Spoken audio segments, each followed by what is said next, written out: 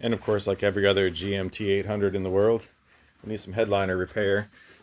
So the wind coming in from the window usually damages these edges by the driver and passenger door, and then air gets under, puffs it out. The main reason for that is when GM made these, they ran the fabric right to the edge. So when I redo this, I'm going to run it over the edge, and that way the air can't get under there, like this one. Of course, the first thing we need to do is rip all this stuff off. And once all the fabric's ripped off, we're left with the foam underlayment that used to be attached to the fabric. It's basically the adhesive between the foam and the fabric that just deteriorates over time. Roof gets pretty hot. You can see right here where the foam is just kind of crumbling. This is where someone tried to do a repair. So now we need to remove the foam without damaging the cardboard backer. Normally I use a wire brush for this in a drill, but I'm going to try something a little bit different today and see if it works. Wire brush works great, but you got to move fast and be careful, otherwise the wire will eat through the cardboard. So this will be today's experiment. I've got a couple of those brushes that you can chuck up in your drill and clean your carpet with. I've got one that's a medium stiffness and one that's a hard stiffness. I'm thinking the hard's going to be the one that works. This should rip the foam off and not damage the cardboard, so let's see. We'll start with the medium just in case.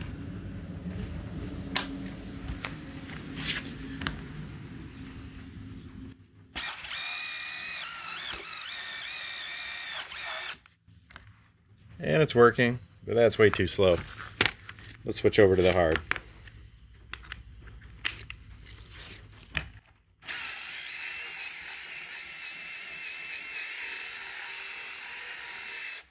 Oh yeah, that's what I'm looking for. So it's ripping off all that foam real quick, and it's not damaging the cardboard, fiberglass, whatever thing underneath. So I'm gonna go to town and get all this foam off, and then we'll come back.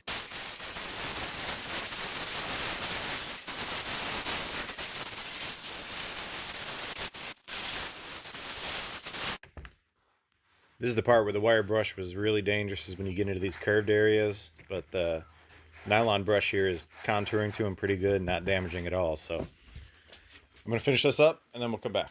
I've got all that foam stripped off. We're ready to cut and apply our headliner material.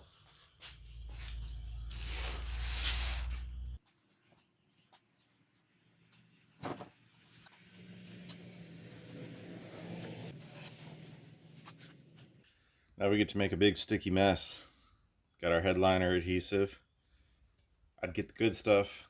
The cheap stuff is just going to fail, so you don't want to waste your time doing this. Since this is a crew cab pickup, headliner is pretty long, so I'm going to do it in two sections. I'm going to do this side first, and then I'm going to do the other side. It's a good idea to spray both the backing and the material. That way you get really good adhesion. I've got all my edges a couple of inches overlapped. Got about 6 inches at each end. When you push it down, you're going to go down into these valleys and it's going to pull a little bit. So you want to have extra at both ends so you don't end up like GM with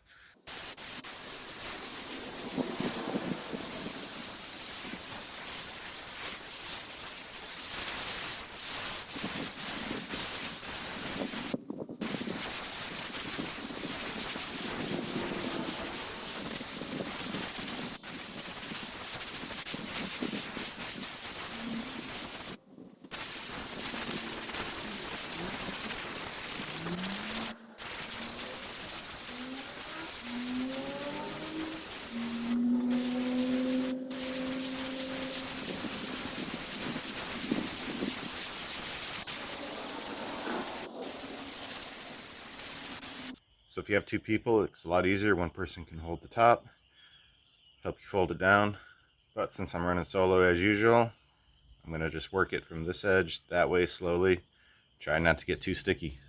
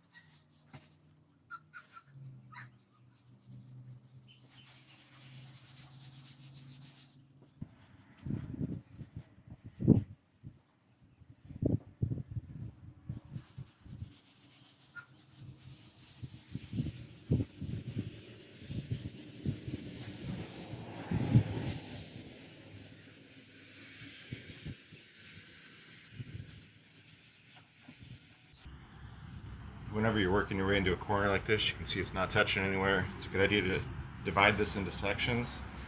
So I'm going to go from the center, and I'm going to go from the center of that bubble, the center of that one, work it that way, and that way you don't get any wrinkles. It's important to go from the center outward.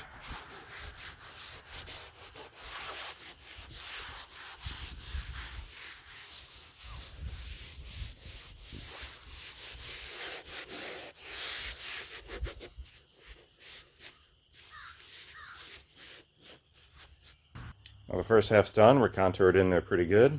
I'm going to fold this piece up, do the same thing on that other side.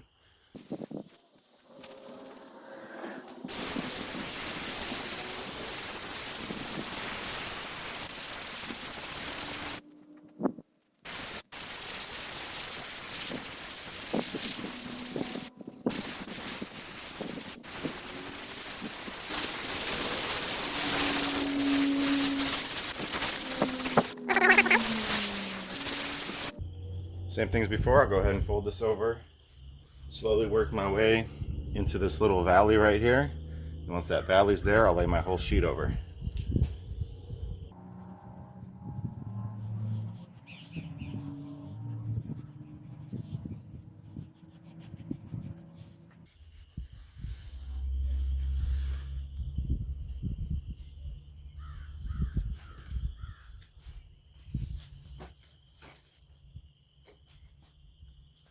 So I got some wrinkles going on. I'm going to show you how to fix those. So when I was pushing this edge down, this isn't pressed in very hard right here. And I can't speak for other glue manufacturers, but with the 3M product, it's a 60-minute dry time. And so this is touching here and here, and I can still lift this up and separate it.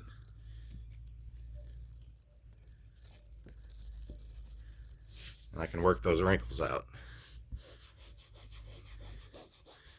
That's one of the reasons I like using a quality glue instead of the cheap stuff, because I think the cheap stuff sticks to itself and it's done. I'm going to go ahead and lift this back up, work those wrinkles out, and then continue forward.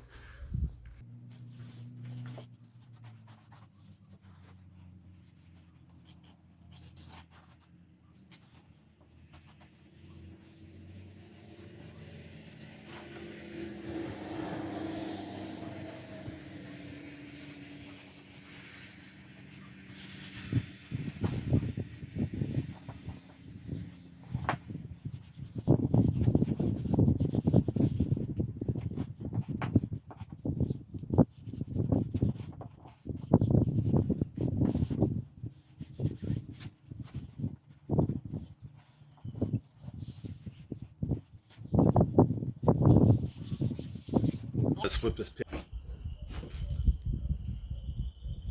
Now comes the part where we're going to do better than factory. We're going to roll it over all these edges. And that'll secure it on the back side. And that's something that GM didn't do. I don't know why.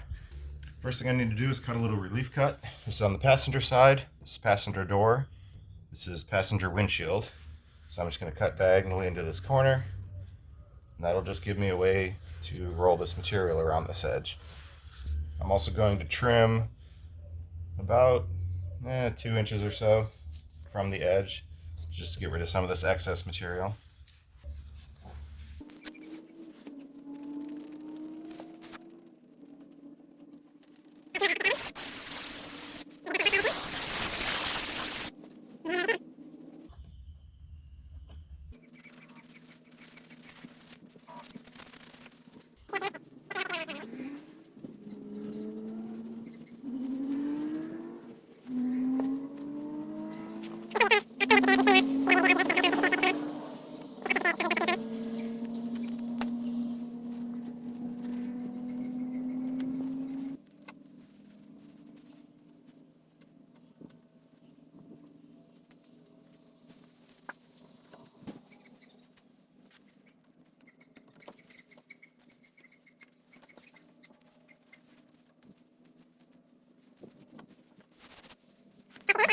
Now it's all set and ready to go back in the car. Got my accessory holes cut. Did the same thing, just folded the fabric on the back side as I did on these edges here. Glued it all down. Even though the accessories kind of hold it in place there, it only takes a couple extra seconds. So now while this is drying, I'll give it about an hour and a half. We'll go ahead and pull the windshield out. So pulling your windshield out isn't 100% necessary for putting the headliner in and out, but mine's cracked anyways, so I'm coordinating both jobs at once. When they build these from the factory, they slide them in through the windshield, especially with these longer crew cabs. The only way to get it out is to remove pretty much all your seats. You got to lower it down and then slide it out one of the back doors. Not easy, and you do bend it a little, so I don't want to install the new one that way. A whole lot easier if you got to change your windshield anyways. Extended cab, regular cab, you can usually just slide it out through the door, maybe taking one seat out.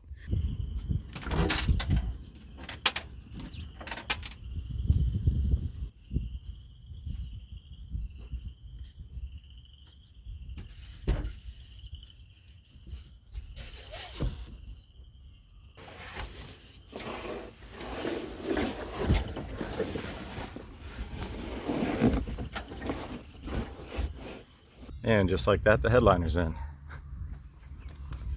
So there's this wiring harness that runs above the headliner. There's two ways to do it.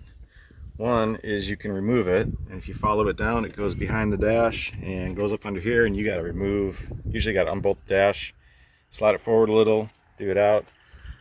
The much easier way is just to rip it off from the headliner. It's just glued on, and all that glue does is when you're driving down the road, if this is bouncing, it's going to rattle against the metal. It's going to rattle against your roof and annoy the crap out of you. So the easier way is just to rip it off and then glue it back on when you're done. Pretty straightforward. You got three wires. You got one going to the front lights, one to the middle lights, and then one way back there to the tail light, or a third brake light, whichever one you want to call it.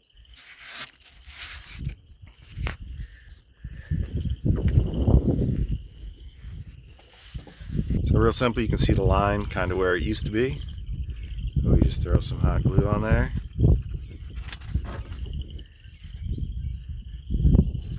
Press it in place. Burn our fingers a little bit.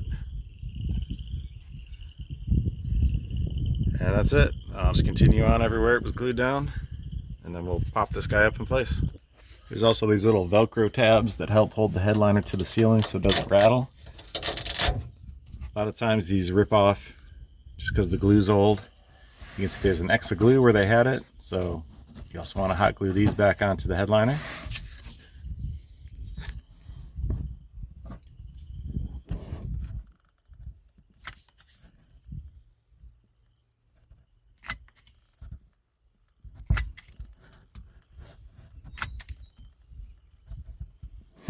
Factory made an X, we're going to make a circle just to be different. I know some guy's watching this that used to assemble these, and he's like, no, it's got to be an X or you're going to get fired. We're getting fired today, buddy. Alright, so now we got all our accessories reattached. We got our light installed in the middle. Passenger side grab handle goes back in, that stays in the headliner. Got all our wiring glued down, got all our Velcros glued down. So that's it. We're going to snap this guy back up in place. See where those go up in there. Push in the center section, that expands it. Then we'll come over to our driver's side so we can get this wiring. I poked little holes when I had the headliner upside down. Reached this guy in there. So now we can push our middle up and we'll get those Velcro pieces. There was one right about there. One there.